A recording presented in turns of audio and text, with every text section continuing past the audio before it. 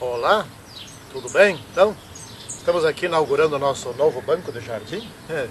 Foi feito aqui na nossa salinha de hobby. Temos várias máquinas ali. A gente faz algumas coisas. Esse aqui ficou pronto agora. Vai ficar aqui fora, para a gente poder sentar a hora que quiser. Pode pegar chuva, né? E assim a gente vai cultivando a harmonia no jardim, que é para realmente nós irmos nos acostumando com o jardim para o qual temos o desejo de ir bem logo. Vamos fazer a nossa oração inicial para o nosso estudo? Santíssimo Senhor Deus que estás nos céus, nós queremos te pedir agora que tu nos acompanhes nesse estudo para que possamos ser fiéis a ti, possamos aprender a ti, de ti, em nome do Senhor Jesus Cristo. Amém. Então vamos para o nosso verso, não é, dessa semana. O nosso estudo aqui é sobre a vida cristã. Nós temos que aprender muitas coisas ainda, não é? Para vivermos conforme a Bíblia. E no nosso verso aqui está em 1 João, no capítulo 3, versículo 16. Nisto conhecemos o amor, em que Cristo deu a sua vida por nós, e devemos dar a nossa vida pelos irmãos. Que coisa bonita, né? A tal ponto de dar a vida. Nessa semana, estava vendo o noticiário mais uma vez. Quantas mortes em São Paulo, né? Já está passando de 90 policiais. Eles estão matando os policiais. Então que sobra para nós outros, né? Os habitantes da terra. Pobres mortais. Somos mortais mesmo. Eles descobriram, os bandidos descobriram de uma forma muito cruel que o ser humano morre fácil, né? Então estão matando. Mas o amor não é assim. O amor morre pelos outros, se for o caso, né? Sempre que é necessário. E aqui estamos estudando sobre a vida cristã. Nisto conhecemos o amor, que Cristo deu a sua vida. Não tirou a vida dos outros, Ele deu para que os outros tivessem vida. E nós estamos estudando também então sobre ética, sobre caráter, não é? Ética. Eu vou ler aqui um pensamento de Oscar Wilde. E ele, o que é ética, né? Então ele diz aqui assim, chamamos de ética o conjunto de coisas que as pessoas fazem quando todos estão olhando. Mas o conjunto de coisas que as pessoas fazem quando ninguém está olhando, chamamos de caráter. Caráter é onde nós temos os princípios da nossa igreja, os princípios da igreja adventista do sétimo dia, que são os princípios da Bíblia, não é? Vários princípios, e o princípio dos princípios é o amor. Então, caráter não existe caráter sem ética, não é? O caráter sempre se revela por meio da ética, mas pode existir ética sem caráter. Nós cristãos devemos viver de tal maneira que alguém vendo ou não vendo o que estamos fazendo, sejamos sempre os mesmos, sempre guiados por princípios, não é? Para que Deus possa nos utilizar como instrumentos seus, né? Havendo pessoas que nos conhecem ou não havendo, em qualquer momento, estando nós no quarto escuro, sem ninguém nos ver, temos que ser os mesmos, guiados por princípios de caráter. O nosso caráter, um conjunto de princípios. Vamos ver aqui na parte de domingo a respeito da mordomia. Ver algumas coisas um pouco diferentes, né? Uma ótica um pouco diferente em relação à mordomia. Bom, em primeiro lugar, nós somos responsáveis perante Deus das coisas que pertencem a Ele, tá certo? E o que, aí vem a pergunta, afinal de contas, o que não pertence a Ele? Há algo que não pertence a Ele? Então nós somos responsáveis. Nós somos seres inteligentes, fomos postos aqui nesse mundo para administrar esse mundo. Então, seres inteligentes têm responsabilidade pelo que se passa aqui. Adão e Eva cometeram o pecado, bom, deu no que deu, o resultado não foi bom, né? E aqui estamos nós sofrendo por causa dessas coisas que eles fizeram e sofrendo também pelas coisas que nós estamos fazendo, né? E sofrendo pelas coisas que outros estão fazendo. Ou seja, somos seres sociais. Se fizermos algo bom, isso afeta de uma forma positiva a outros. Se fizermos algo ruim, isso afeta de forma negativa a outros. Prejudica, vamos dizer assim, e não só outros, como a nós mesmos. Vamos estudar sobre isso um pouquinho mais adiante, né? Ou seja, nós existimos e as coisas que Deus fez, tudo que Deus fez, existe para glorificar a Deus. A nossa existência é para glorificar a Deus. E esse glorificar a Deus quer dizer o seguinte, que nós tenhamos resultados positivos. Ou seja, Deus fica feliz. Glorificar a Deus é alegrar a Deus, em outras palavras. E Deus fica feliz na medida em que nós nos damos bem na vida. Que temos um bom emprego, ou que as nossas iniciativas deem certo. Se formos empresários, que sejamos bem-sucedidos, né? Estudantes que tirem boas notas, e que temos boa saúde, né? Que temos uma família feliz, etc. Isso é glória a Deus, ou seja, glória a Deus é torná-lo feliz, tá certo? Então, tudo que temos só faz sentido se for direcionado para o bem de todos, né? Então, quanto mais rica a sociedade, melhor deveria ser a vida de todos. Mas hoje não é assim. Só no mundo temos mais de 850 milhões de pessoas ou na miséria ou na pobreza. Não é tão pouca gente, né? São vários Brasis na miséria ou na pobreza. Bom, agora sobre o dízimo, alguma coisa. Também numa ótica um pouquinho diferente, não é? Uma ótica um pouco mais prática, aplicada. Vejam só que coisa interessante. O que Deus pede de nós? Olha só, o que Deus pede do que eu sou? Tudo. Ele quer que eu me entregue 100% a Ele. Tá certo? E o que Ele pede do tempo? A segunda coisa que Ele pede do tempo. Ele pede 14,3% do nosso tempo. Já pensou nessa perspectiva? Ou seja, 1/7 de todos os dias da semana, né? De cada 7 dias ele pede 1, isso dá 14,3%. Então isso é bem menos do que ele pede do que eu sou. O que eu sou ele quer 100%. E do que eu tenho como tempo para fazer as minhas coisas, ele pede então 1 dia em cada 7. E o que ele pede do que eu consigo ter, pelas bênçãos dele, o que eu consigo ter, ele pede menos ainda, pede 10%, tá certo? Agora veja bem o seguinte, o que adianta você devolver os 10%?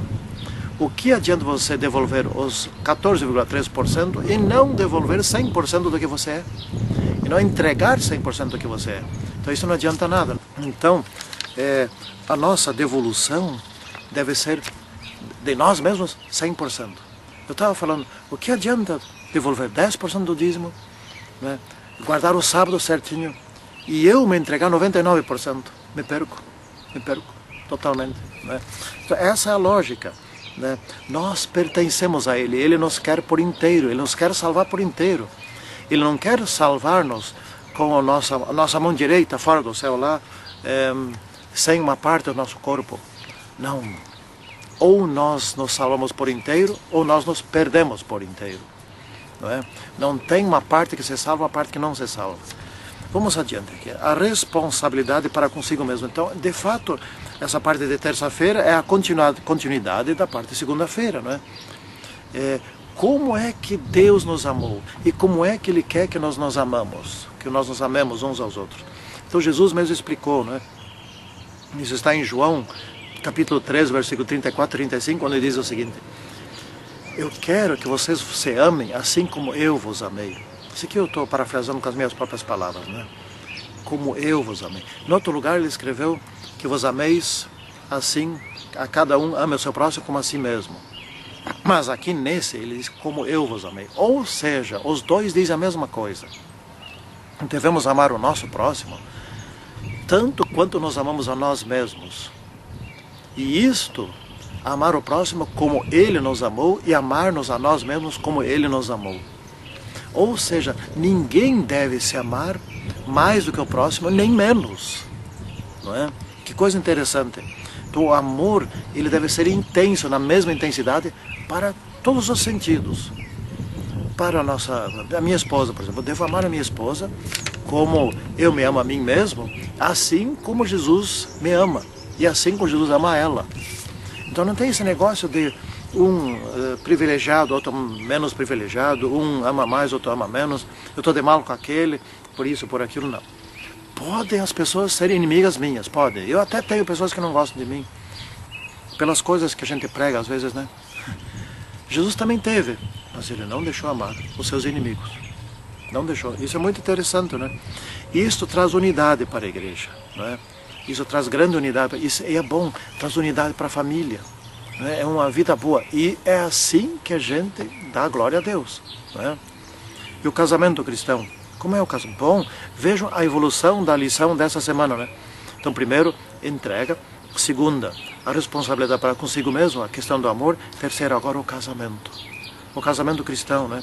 É uma sociedade bem pequenininha. Nós somos seres sociais. E o casamento é uma sociedade de duas pessoas, um homem e uma mulher. E de tal maneira se amam, né, como Jesus os amou, de tal maneira, em tal intensidade, que na medida que se unem, se tornam como se fossem um ser só, uma só carne.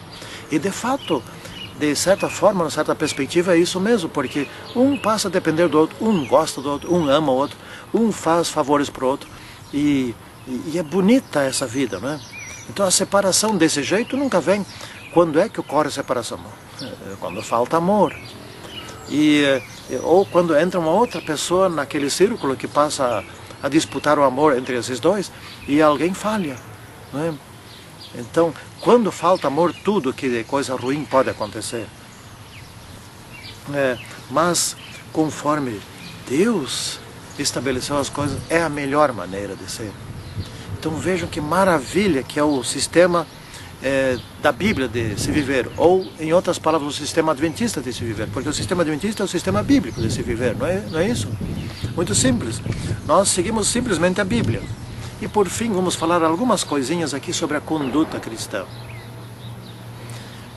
Minha querida gente, nós temos que ser os melhores, certo? Nós adventistas do sétimo dia temos que ser os melhores. Se você é estudante, você tem que ser o melhor da classe. Se você é profissional, seja lá do que for, você tem que ser o melhor profissional. Se há outro profissional tão bom quanto você, e vocês dois são os melhores, então tudo bem, parabéns. Mas se há alguém ainda que é superior a você, você ainda precisa ter coisa para conquistar. Você precisa fazer esforço. Então vejam aqui uma síntese que eu fiz aqui a partir do estudo deste dia, não é? Em primeiro lugar, Deus. Se você tiver em primeiro lugar Deus, você terá poder. O poder para saber o que é o certo. Você terá os princípios. Lembra lá do caráter, no início da nossa lição? Você terá os princípios do caráter para te orientar, para ser um excelente ser humano. Então, um excelente profissional, um excelente cidadão social, né? Um excelente cidadão político que cumpre com seus deveres, com seus impostos, né? Que não rouba, que não mente, que não pirateia, né? Enfim, é uma excelente pessoa para o país. Talvez o país nem te mereça, não faz mal, mas há um outro país que está te procurando, né? Que é o reino de Deus.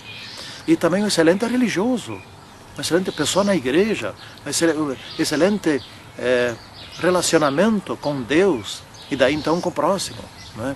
Essa é a síntese dessas coisas. Nós devemos ser cabeça, não cauda, cabeça em tudo, né? Cabeça no relacionamento religioso com Deus, com os próximos e assim por diante.